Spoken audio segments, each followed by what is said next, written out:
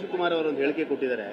ನನಗೆ ಹಿಂದಿನ ಬಿಜೆಪಿ ಸರ್ಕಾರದ ಆಫರ್ ಇತ್ತು, ಒಂದು DCM ಆಗ್ತೀರಾ ಇಲ್ಲ ಜೈಲ್ಗೆ ಹೋಗ್ತೀರಾ ಅಂತ ಹೇಳಿ. ನಾನು ಪಕ್ಷಕ್ಕೋಸ್ಕರ ಜೈಲ್ಗೆ ಹೋದೆ ಅಂತ ಹೇಳಿ ಆಯ್ಕೆ ಮಾಡ್ಕೊಂಡೆ ಅದನ್ನ ಅಂತ.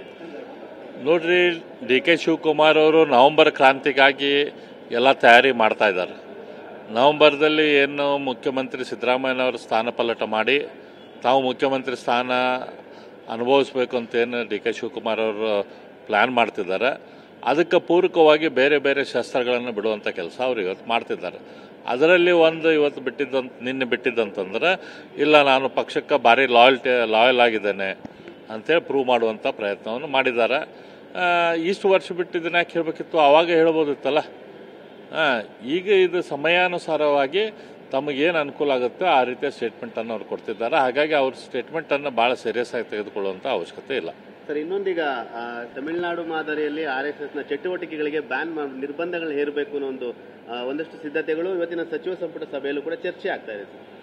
ಇದು ನೋಡ್ರಿ, ಅವರು ರಾಷ್ಟ್ರೀಯ ಸ್ವಯಂ ಸೇವಕ ಸಂಘವನ್ನು ಉಲ್ಲೇಖ ಮಾಡಿದೆ. ಆ ರೀತಿ ಬೇರೆ ಬೇರೆ ಸಂಸ್ಥೆಗಳಿಗೆ ಇಲ್ಲೇ ಶಾಲಾ ಕಾಲೇಜುಗಳಲ್ಲಿ ಅವಕಾಶ ಮಾಡಿಕೊಡಬಾರ್ದು ಅಂಥೇಳಿ ಒಂದೇನೋ ಡಿಸಿಷನ್ ತೆಗೆದುಕೊಳ್ತಾರಂತೆ ಒಂದು ಸುದ್ದಿ ಇದೆ. ರಾಷ್ಟ್ರೀಯ ಸ್ವಯಂ ಸೇವಕ ಸಂಘದ ಕಾರ್ಯ ಚಟುವಟಿಕೆ ನಿಗ್ರಹ ಮಾಡೋಕ್ಕೆ ಭಾಳಷ್ಟು ಜನ ಭಾಳಷ್ಟು ವರ್ಷದಿಂದ ಪ್ರಯತ್ನ ಮಾಡಿದ್ದಾರೆ. 75 ವರ್ಷದಿಂದ ಆ ಪ್ರಯತ್ನ ನಡೆದೈತಿ. ಆದರೂ ಕೂಡ ಅದರದ್ದು ಕಾರ್ಯವ್ಯಾಪ್ತಿ, ಅದರ ಕೆಲಸ ದಿನದಿಂದ ದಿನಕ್ಕೆ ಹೆಚ್ಚಾಕೊಂತ ಹೋಗ್ತಿದೆ. ಅದರ ಇನ್ಫ್ಲೂಯೆನ್ಸ್ ಕೂಡ ಹೆಚ್ಚಾಗಿದೆ. ಯಾರು ಏನು ಮಾಡಿದರೂ ಕೂಡ ಏನು ಫರಕ್ ಆಗಲ್ಲ. ಅವ್ರೇನು ಏನು ಡಿಸಿಷನ್ ತೆಗೆದುಕೊಳ್ತಾರೆ ನೋಡ್ತೀವಿ.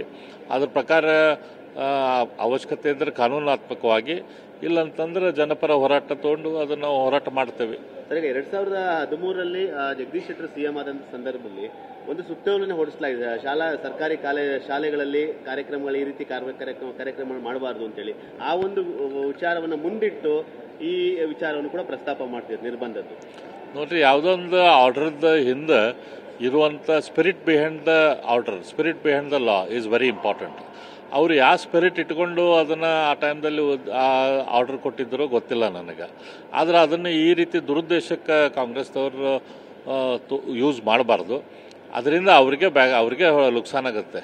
RSSಗೆ ಏನು ಅದರಲ್ಲಿ ಏನು ನುಕ್ಸಾನ್ ಆಗೋಲ್ಲ. RSS ಇಂಥವು ಭಾಳಷ್ಟು ತೊಂದರೆ ಕೊಡೋರನ್ನ ನೋಡಿ ಅದನ್ನು ಮೆಟ್ಟಿ ನಿಂತು ಬೆಳ್ಕೊತ ಹೊರಟೈತಿ, ಮುಂದೂ ಕೂಡ ಬೆಳಿತೈತಿ. ಹಾಗಾಗಿ ಇವರು ಈಗ ಆಲ್ರೆಡಿ ಜನರ ಮನಸ್ಸಾಗ ಬಂದುಬಿಟ್ಟೈತಿ, ಇವರು ದೊಡ್ಡ ಪ್ರಮಾಣದಲ್ಲಿ ಹಿಂದೂ ಸಮಾಜದ ವಿರೋಧಿಗಳದಾರ ಕಾಂಗ್ರೆಸ್ನವ್ರು ಅಂಥೇಳಿ. ಇದು ಇನ್ನೂ ಒಂದು ಸ್ಟೆಪ್ ಅದ್ರಾಗ ಇಡಾತಾರೆ. ಹಾಗಾಗಿ ಹೋಸತ್ತೆ ಏನು ಹಿಂದೂ ಸಮಾಜದವ್ರು ಇವ್ರಿಗೆಲ್ಲರಿಗೂ ಓಟ್ ಹಾಕ್ಯಾರಲ್ಲ, ಇವತ್ತು ಅವರು ಬಯತಾರೆ ತಮಗೆ ನಾವು ಇವ್ರಿಗೆ ಯಾಕೆ ಸಪೋರ್ಟ್ ಮಾಡಿದ್ದೀವಪ್ಪ, ಇಂಥ ಹಿಂದೂ ವಿರೋಧಿ ಸರ್ಕಾರ ಕೇವಲ ಅಲ್ಪಸಂಖ್ಯಾತರ ತುಷ್ಟೀಕರಣ ಮಾಡೋದ ಜೀವನದ ಗುರಿಯಾಗಿಟ್ಟಂಗೆ ಇವರೆಲ್ಲ ಕೆಲಸ ಮಾಡ್ತಿರ್ಬೇಕಾದ್ರೆ ನಾವು ಇವ್ರಿಗೆ ಯಾಕೆ ಓಟ್ ಹಾಕಿದ್ವಿ ಅನ್ನುವಂಥ ಭಾವನೆ ಎಲ್ಲ ಇವ್ರಿಗೆ ಓಟ್ ಹಾಕಿದಂಥ ಹಿಂದೂಗಳಿಗೆ ಬರ್ತಾ ಇದೆ. ಅದು ಇನ್ನೂ ಹೆಚ್ಚು ಗಟ್ಟಿ ಆಗ್ತೈತಿ.